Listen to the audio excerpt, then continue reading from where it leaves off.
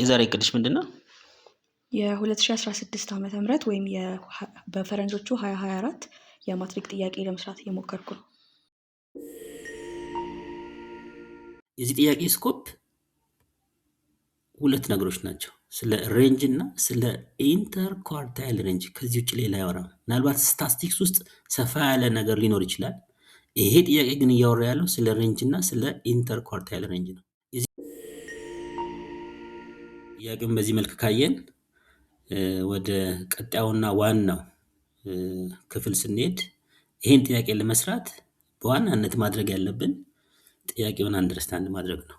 ይሄ በጣም ኢምፖርታንት ጥያቄ።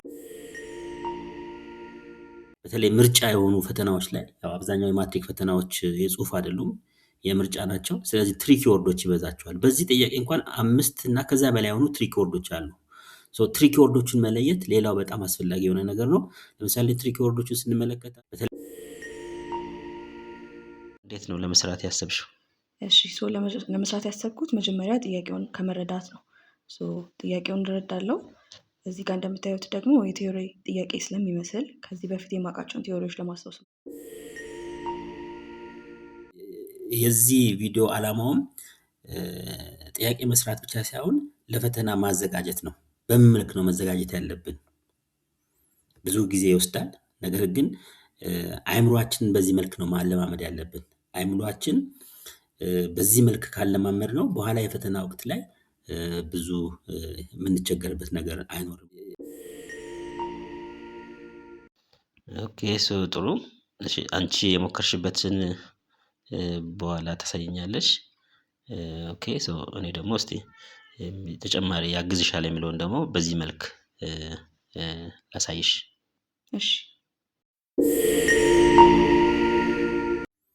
እሺ እንጀምር።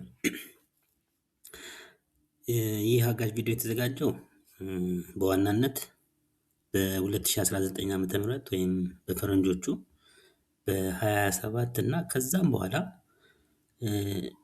ለሚመጡ የ12ኛ ክፍል መልቀቂያ ወይም ደግሞ የዩኒቨርሲቲ መግቢያ ፈተና ለሚወስዱ ተማሪዎች ሲሆን በተጨማሪም ከ9ኛ እስከ 12ኛ ክፍል ያሉ ተማሪዎች ይህንን ቻናል ቢከታተሉት ተጠቃሚ ይሆናሉ ብለን እናስባለን። አካሄዳችን የሚሆነው በተለያየ ዓመት በተለይ ከ2016 ዓመተ ምህረት ወይም ደግሞ በፈረንጆቹ 24 ጀምሮ ሲሰጡ የነበሩ የመግቢያ ፈተናዎችን መሰረት በማድረግ ጥያቄዎችን እንተነትናለን። በአዲሱ ካሪኩለም የተዘጋጁ የ9ኛ፣ የ10ኛ፣ የ11ኛ እና የ12ኛ ክፍል ቴክስት ቡኮችን በዋናነት እንዳሰሳለን። ከጥያቄዎቹ ጋር ተያያዥነት ያላቸውን ቲዮሪ፣ ኮንሰፕትስ፣ ቴረምስ፣ ፕሪንሲፕል ማለትም ሎው ወይም ህጎች፣ ሩል ወይም ደንቦች፣ ፎርሙላ ወይም ቀመሮች፣ ሪሌሽን እና ሌሎች ተያያዥነት ያላቸውን ሀሳቦች ሰብስበን በማምጣት እንወያያለን። በዚህ መሰረት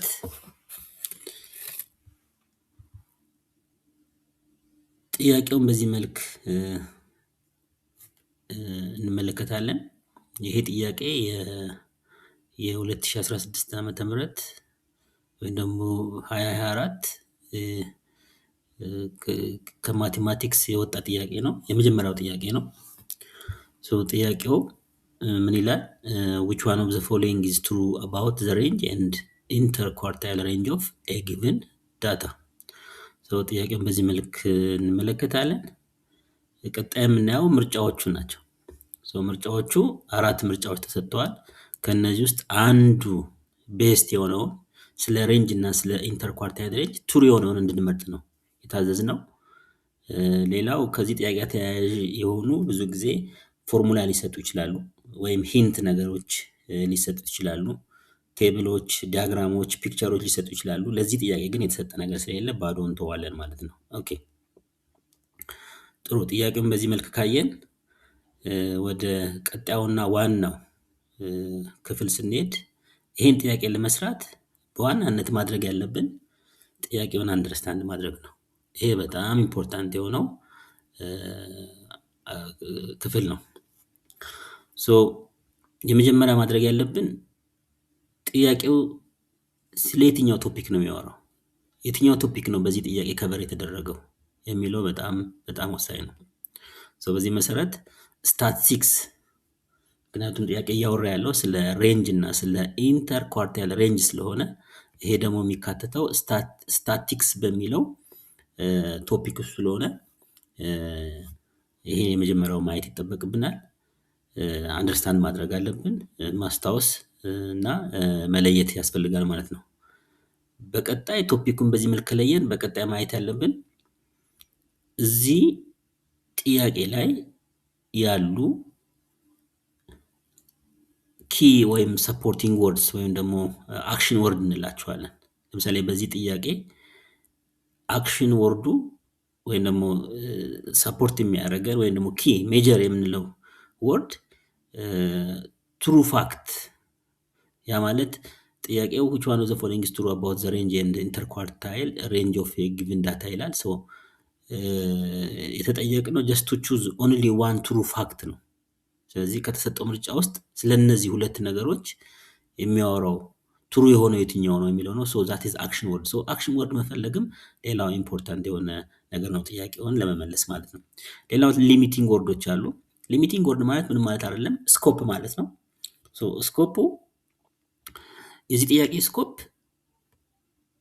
ሁለት ነገሮች ናቸው፣ ስለ ሬንጅ እና ስለ ኢንተር ኳርታይል ሬንጅ። ከዚህ ውጭ ሌላ ያወራል። ምናልባት ስታቲስቲክስ ውስጥ ሰፋ ያለ ነገር ሊኖር ይችላል። ይሄ ጥያቄ ግን እያወራ ያለው ስለ ሬንጅ እና ስለ ኢንተር ኳርታይል ሬንጅ ነው። ስለዚህ የእኛም አቴንሽን ሰብሰብ ብሎ እዚህ ጋር መወሰን አለበት ማለት ነው። ይሄ አንዱ ማየት ያለብን ነው። ሌላው ትሪኪ ወርድ፣ ይሄ በጣም ኢምፖርታንት ነው። ፈተና ላይ ብዙዎቻችን ፈተና በጣም እናጠናለን፣ አቅሙ አለን፣ ግን የፈተና ወቅት ላይ አይ ቲንክ ውጤታችን ጥሩ የማይሆንበት ኮንዲሽን አለ። ይሄ ማለት ምንድነው? ዝግጅት በምናደርግበት ሰዓት፣ ለፈተና ዝግጅት በምናደርግበት ሰዓት፣ ጥያቄ በምንሰራበት ሰዓት እንደዚህ አይነት ትሪክ ወርዶችን አቴንሽን ስለማንሰጣቸው ነው። ስለዚህ እያንዳንዱ ጥያቄ ባዮሎጂም ይሁን ኬሚስትሪም ዋቴቨር ትሪክ ወርዶች አይጠፉትም፣ ፈተና ስለሆነ ማለት ነው። ስለዚህ በተለይ ምርጫ የሆኑ ፈተናዎች ላይ አብዛኛው የማትሪክ ፈተናዎች የጽሁፍ አይደሉም፣ የምርጫ ናቸው። ስለዚህ ትሪክ ወርዶች ይበዛቸዋል። በዚህ ጥያቄ እንኳን 5 እና ከዛ በላይ የሆኑ ትሪክ ወርዶች አሉ። ትሪክ ወርዶችን መለየት ሌላው በጣም አስፈላጊ የሆነ ነገር ነው።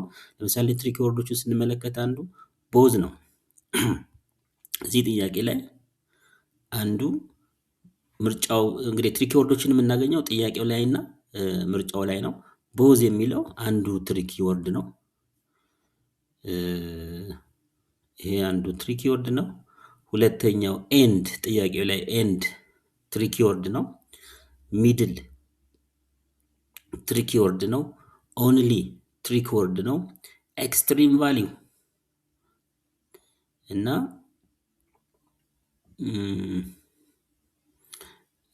ኢች አይተም። ስለዚህ እነዚህ ትሪክ ወርዶችን በደንብ አንደርስታንድ ማድረግ አለብን ማለት ነው። በሰፊው በኋላ እናያቸዋለን ማለት ነው።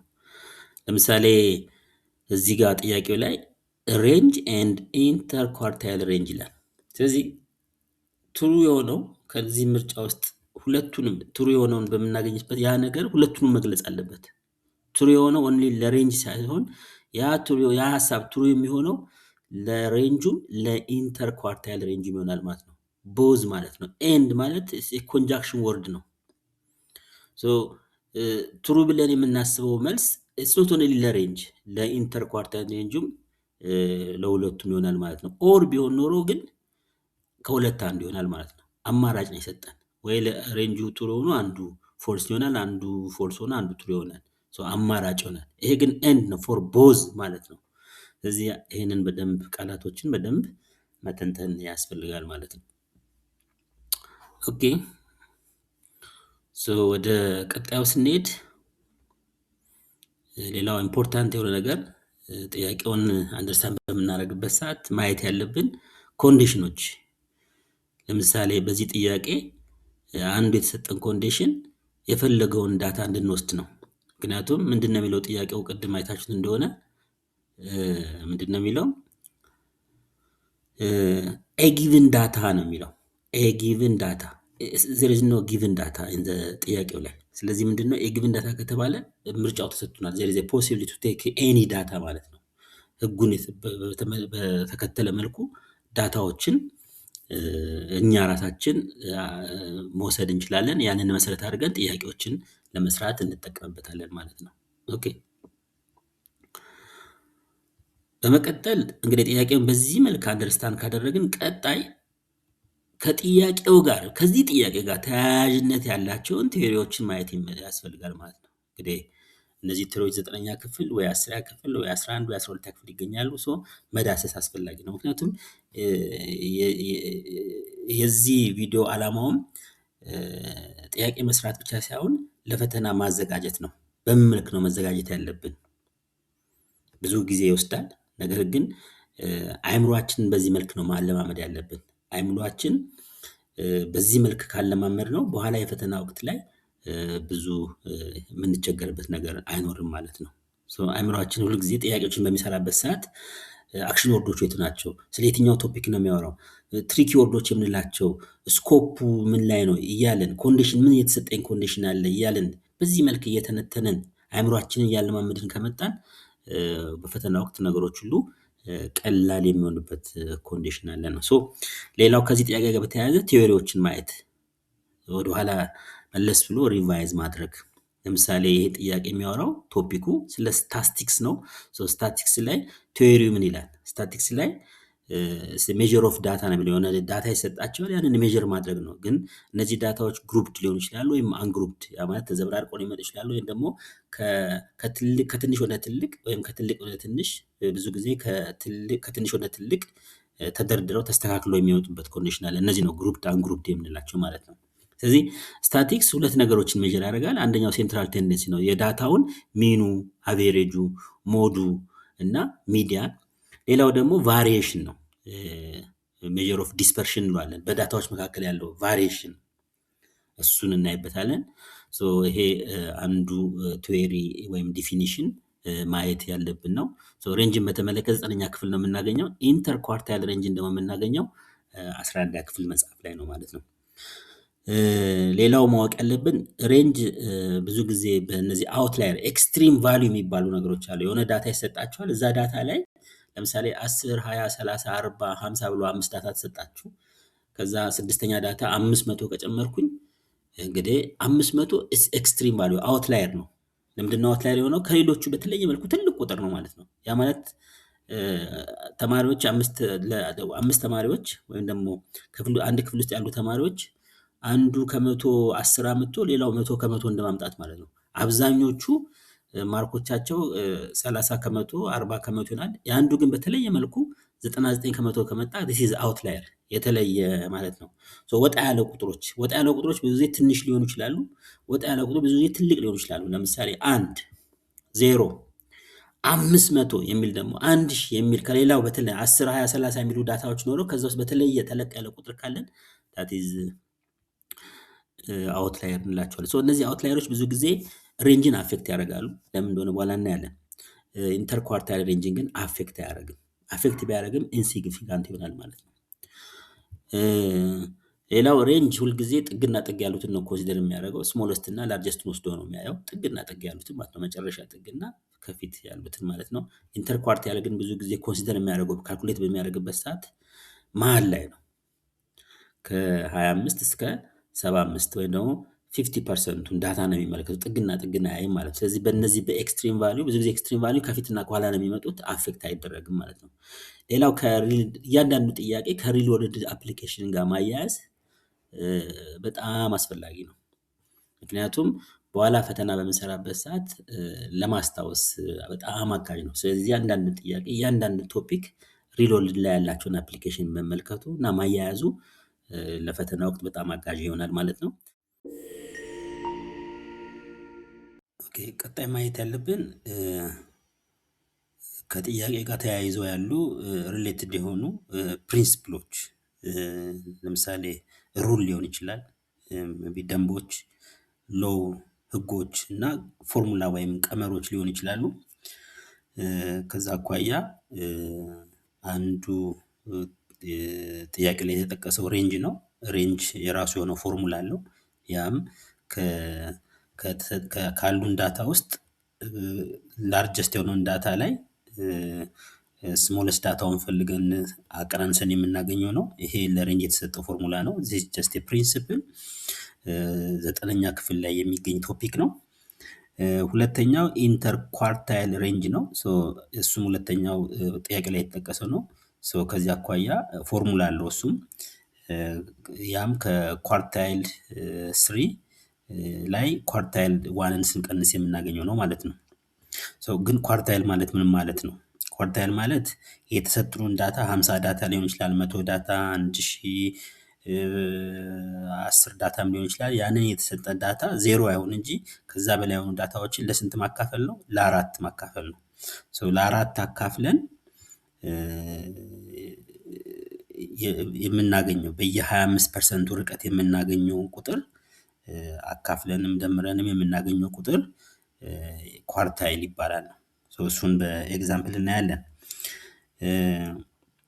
ግን ሁልጊዜ ምንድነው ወደ ኳርታይል ኪው1ን ኪው2 ኪው3ን ለማግኘት በመጀመሪያ የተሰጠን ዳታ አንግሩፕድ ከሆነ ለምሳሌ ተዘበራርቀው የመጡ ቁጥሮች ከሆኑ በኦርደር ማስቀመጥ ተገቢ ነው። በኦርደር ብቻ አይደለም ከትንሽ ወደ ትልቅ ቁጥሮችን ደርድረን ካስቀመጥን በኋላ ነው ከዛ በኋላ ለአራት የምናካፍለው ማለት ነው።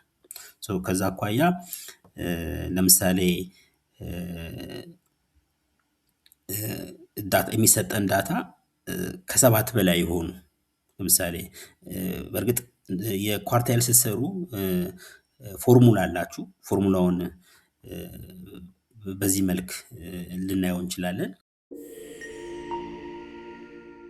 ሌላው ከዚህ ከጥያቄ ጋር ተያይዞ አእምሯችንን ማለማመድ ያለብን ዝግጅት ስናደርግ ማድረግ ያለብንና ማየት ያለብን ሪሌሽኖች ጥያቄ ላይ ሪሌሽኖች አሉ ወይ? የተቀመጠ ሪሌሽን አለ በተሰጡን ጥያቄ ላይ በሬንጅ እና በኢንተር ኳርታይል ሬንጅ መካከል ሪሌሽን ካለ፣ ሲሚላሪቲ ካለ፣ ዲፍረንስ ካለ አሁንም ፈተናውን ጥያቄ ለመመለስ የመመለስ ፕሮባቢሊቲዎችን ይጨምርላቸዋል ማለት ነው። እና ፈተና በምንዘጋጅበት ሰዓት አእምሯችንን በዚህ መልክ ማለማመዱ ጥሩ ነው። ሁልጊዜ ጥያቄ ስንሰራ ሪሌሽን አለው ወይ፣ ሲሚላሪቲ አለው ወይ፣ ዲፍረንስ አለው የሚለውን ጥያቄ ቅድም ያነሳናቸውን ፕሪንሲፕል ቲዮሪ ከሱ ባሻገር ይህንን ማየት ይመረጣል ነው።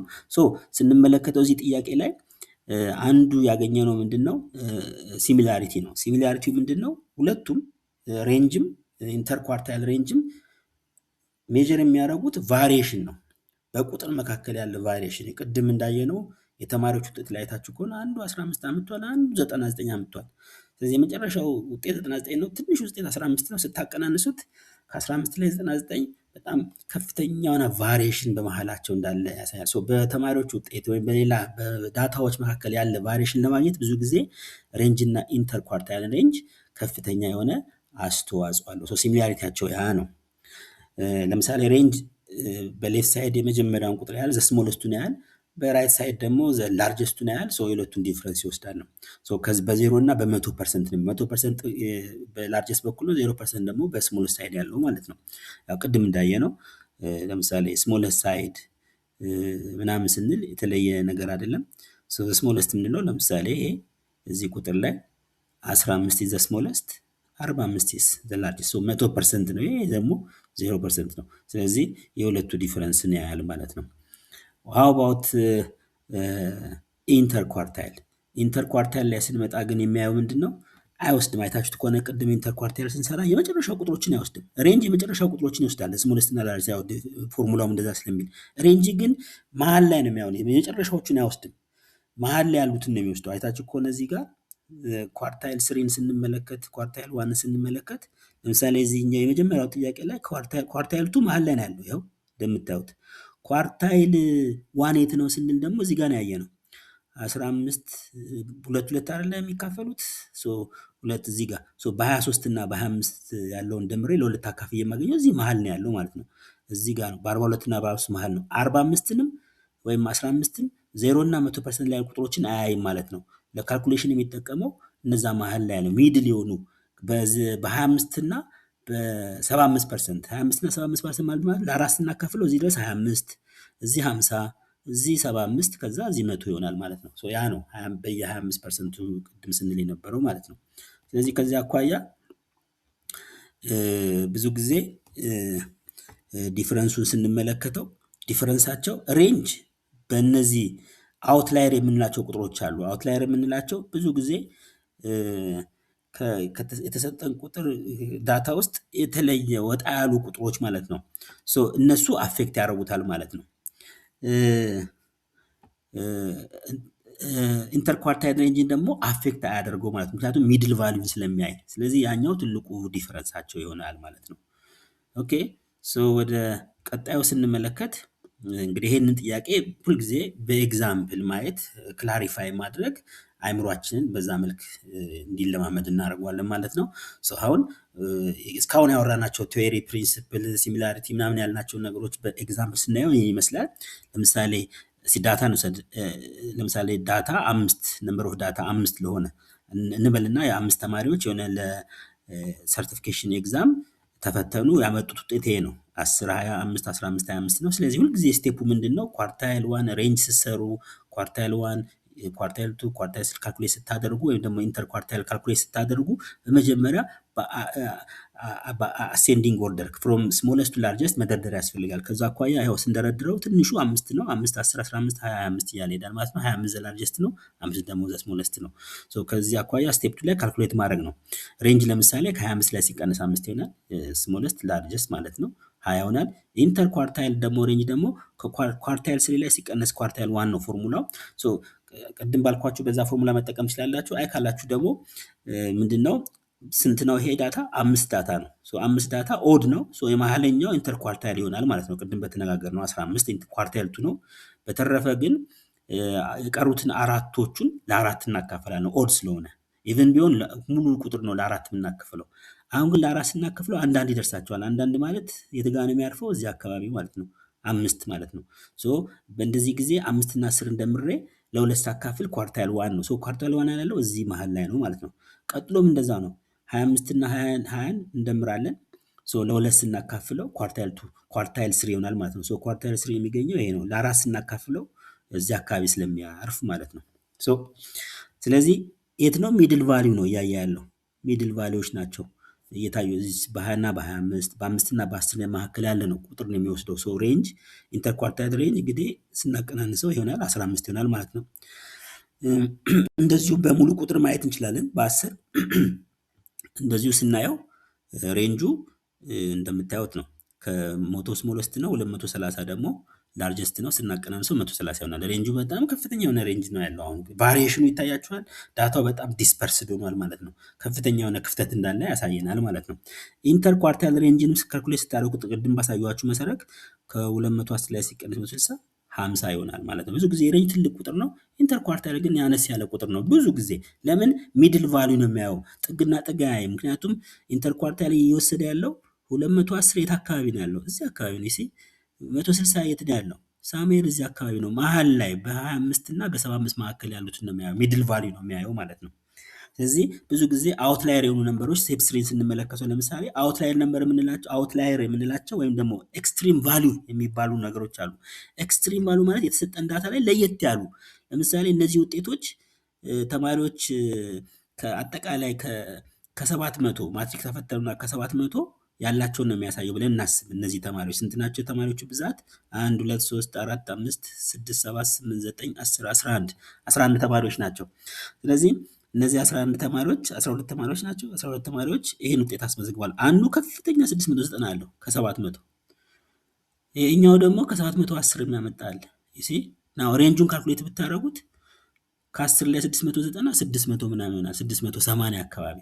ቫሪዬሽኑ በጣም ነው። ኤክስትሪም ቫሊዩ አውትላየር የሆኑ እነዚህ ከተለምዶ ካሉት ሌሎቹ ልዩነታቸው 200 210 በቃ 10 ምናምን 5 ምናምን ልዩነት ነው። እነዚህ ግን በጣም በቃ ይሄ በጣም ጎበዝ ተማሪ ማለት ነው፣ እኛ ደግሞ በጣም ሰነፍ ተማሪ እንደማለት ነው በዚህ ኤግዛምፕል። ስለዚህ ሬንጁን በትክክል አፌክት ያደርገዋል።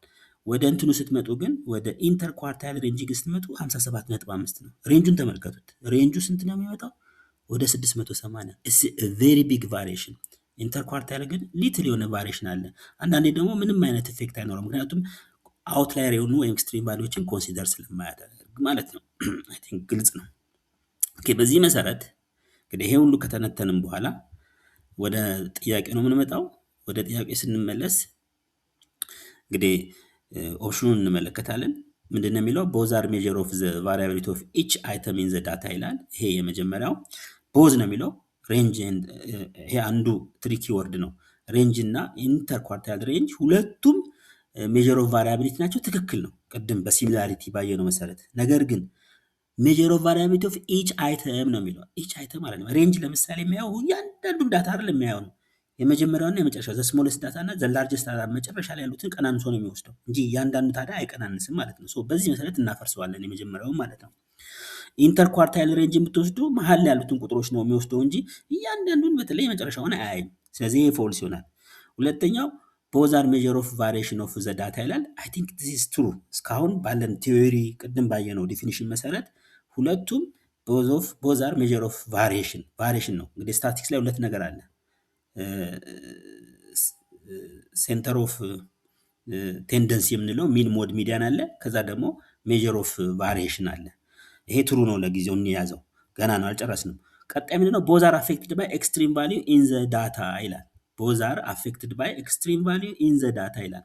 ስለዚህ ለምሳሌ ኤክስትሪም ቫሊዩ አፌክት የሚያደርገው ቅድም በተነጋገር ነው ሬንጅ ነው። ሬንጅ ላይ አውትላየር ነምበሮች ወይም ኤክስትሪም የሆኑ ቫሊዎችን ስትጨምሩባቸው ጥግ ላይ ሲቀናነስ ያው ጥግ አይደለም የሚያየው። ምክንያቱም በኦርደር ስናስቀምጣቸው አውትላየር ነምበሮች በነገራችን ላይ ዘ ስሞለስት የሆነ ቁጥር ከሆነ ከፊት ይመጣል፣ ወይም ደግሞ ዘ ላርጀስት ነምበር ሊሆን ይችላል፣ ወይም ሁለቱን ሊሆን ይችላል። ዘ ላርጀስት ከሆነ መጨረሻ ነው የምታስቀምጡ። ሬንጅ ካልኩሌት ስታደርጉ የሁለቱን ዲፍረንስ ነው ቅድም ባየነው መሰረት ማለት ነው። ስለዚህ ምን ይሆናል? ይሄ ሁለቱንም አፌክት ያደርጋል ነው የሚለው። ቦዝ ነው የሚለው አይደለም። ሬንጅን ነው አፌክት የሚያደርገው፣ ኢንተርኳርታይልን አፌክት ያደርግም። ቅድም ካልኩሌሽን ስንሰራ አይታችኋል። ሌላው ቦዝ አር ኮንሲደሪንግ ኦንሊ ዘ ሚድል ኦፍ 50% ኦፍ ዘ ዳታ ይላል። አይደለም። ሬንጅ ለምሳሌ የሚያየው በ0 እና በ100% ጥግና ጥግ ያሉትን ነው የሚያየው። እንትን ደግሞ ኢንተርኳርታይል ደግሞ 50% መሀል ላይ ያለውን ነው በ25 እና በ75። ስለዚህ ይሄ ጥያቄ ለኢንተርኳርታይል ትክክል ነው፣ ለእንትን ግን ትክክል አይደለም። ጥያቄ ደግሞ ኤንድ ነው የሚለው which one of the following is true about ሬንጅ ኤንድ ኢንተርኳርታይል ነው፣ ኦር አላለም። ስለዚህ this is false, the answer is so ከዛ አኳያ the answer is B ይሆናል ማለት ነው። I think ግልጽ ነው ብዬ አስባለሁ። so እንግዲህ በመጨረሻ ማድረግ ያለባችሁ ሁልጊዜ ማይንዳችሁን ማለማመድ ያለባችሁ ጥያቄ ከሰራችሁ በኋላ እንደዚህ ቲዮሪዎችን ከዳሰሳችሁ በኋላ ማይንድ ማፒንግ የሚባል ነገር አለ። እሷን ሰርታችሁ ብትሄዱ ይጠቅማችኋል። ማይንድ ማፒንግ ማለት ሻመራይዝ የምናደርግበት ነው። ስለ ጥያቄ ላይ ስለ ሬንጅ ነው የሚያወራው። ዳታ ሜዥር ኦፍ ዳታ ዲስፐርሽን ወይም ቫሪዬሽን ስለ ሬንጅ እና ኢንተርኳርታይል ሬንጅ ነው። ስለሱ ምንድነው ማወቅ ያለብን? ግድ ክላሲፊኬሽኑን ማወቅ አለብን።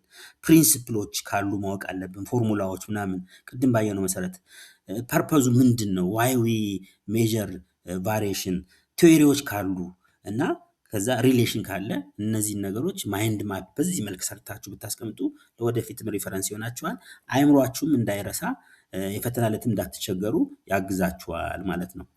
ስለዚህ እነዚህም ሁሉ ጥያቄ ሲሰራ ሪፈር ያደረግናቸው የግሬድ 9 ቴክስት ቡክ ነው። በተለይ ሬንጅ 2016 የታተመው በአዲሱ ካሪኩለም በተለይ ሬንጅ የምናገኘው እዛ ነው። ግሬድ ሌቨል ላይ ደግሞ ኢንተርኳርታይል ለኳርታይሎችን የምናገኘው ግሬድ ሌቨል ላይ ነው።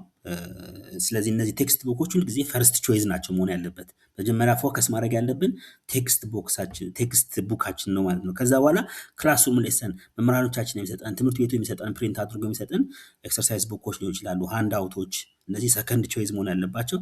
ሌላው ኮሊግ ዲስከሽን ነው። እንግዲህ ከጓደኞቻችን ጋር ዲስከስ የምናደርጋቸው ሀሳቦችን በጣም ወሳኝ ነው። ሰርድ ቾይዝ ይሆናል። አራተኛው ላስት ኦፕሽን ኤአይ ነው። ኤአይ ጥሩ ነው፣ አጋዥ ነው።